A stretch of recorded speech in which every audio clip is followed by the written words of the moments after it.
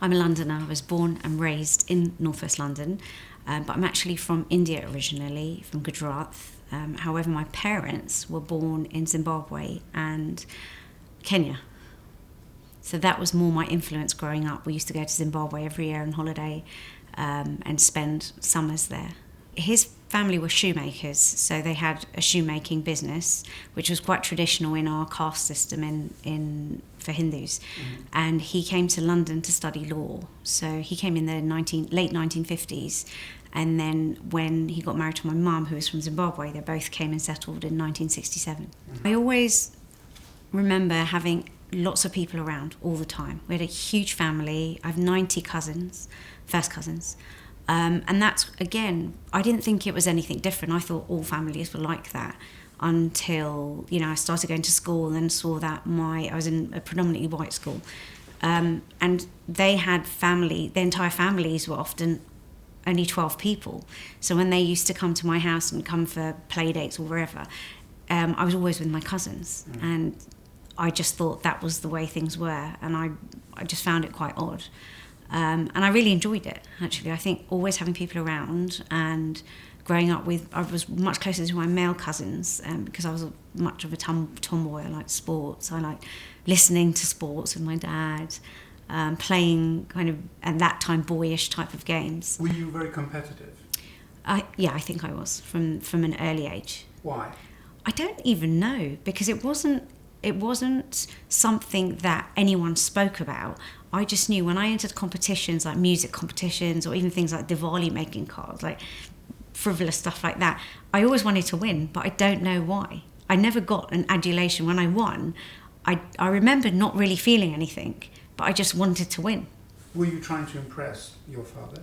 I think maybe subconsciously, but not knowing it, because for me, I had always put him on a pedestal. For me, he was this perfect man, full of wisdom, full of love, and just someone who I respected a lot. And the community thought he was a wise man as well, who's a kind of one of those pillars of community in terms of helping people, giving advice to everybody.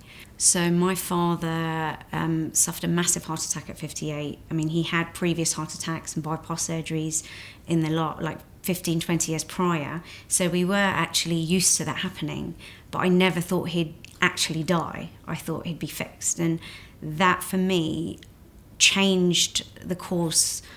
Well, it changed my behaviour completely. I thought, right, it's my responsibility to look after the family now.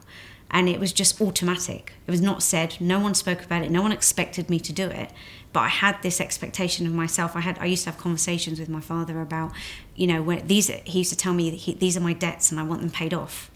And I thought, oh, great, he's bestowed this wonderful responsibility, so he must think I'm amazing. Mm-hmm. And I executed exactly what he wanted, but then I hid my own feelings on the back of that. Family for me presents unity, loyalty, togetherness, and connection.